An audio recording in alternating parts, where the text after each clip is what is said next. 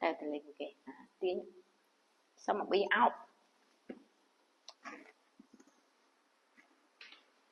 Mình lên một cái tiết á bạn.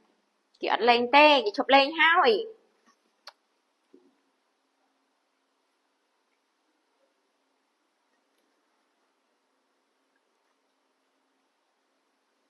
Đó, tới một. Chị chụp lên chị môi khúc này hơi. Lá, mà này. Yêu ôn này chẳng. Đó, ê mà này. Mờ, Lúc ốc ôn á, xong ốc môi mờ. Ốc môi mờ.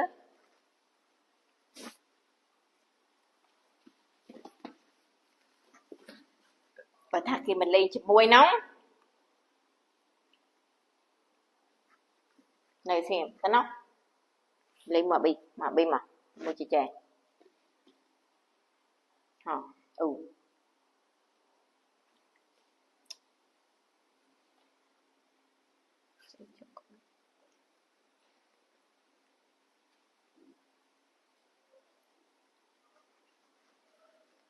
Giúp ôm mình nè. Ví dụ.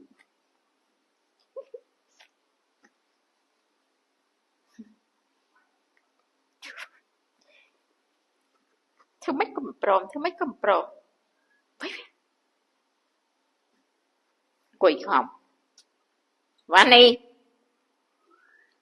Không còn. Tía. Chắc rõ nè, chú la chắp tay tí cầm bàn nè. Khôi mẹ nè. Chắc một con. Chờ. Tía biết đó. Ất ơi kì bát ai mà hả? Vani. Hay có khôi chắc rõ mấy. Chú là. Nè. Đây nè. Cái hệ cây mà mấy.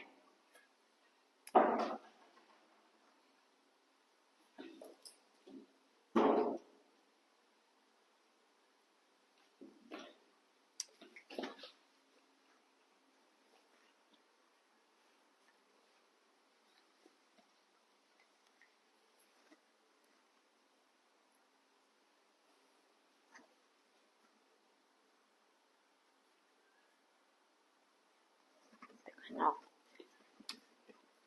Gì? Màu tiện. Bạn này chop snide thì bạn này nè.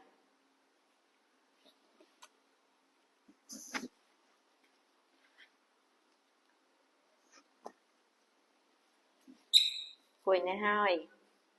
Thì gặp ôn này ta. Bạn này lên chứ thì gặp ôn nè bạn.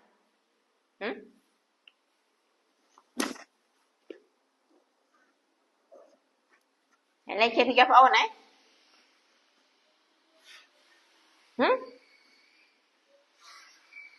Lên chứ phá phone sao mong này.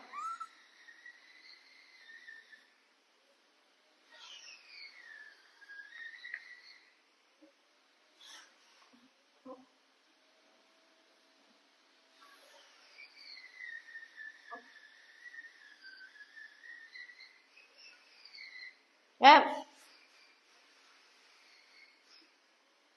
Lợt mau.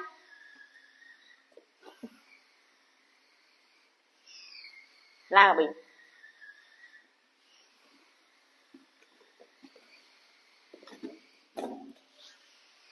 Bạn này.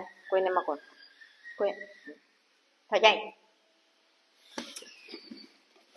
Bạn. Bạn này.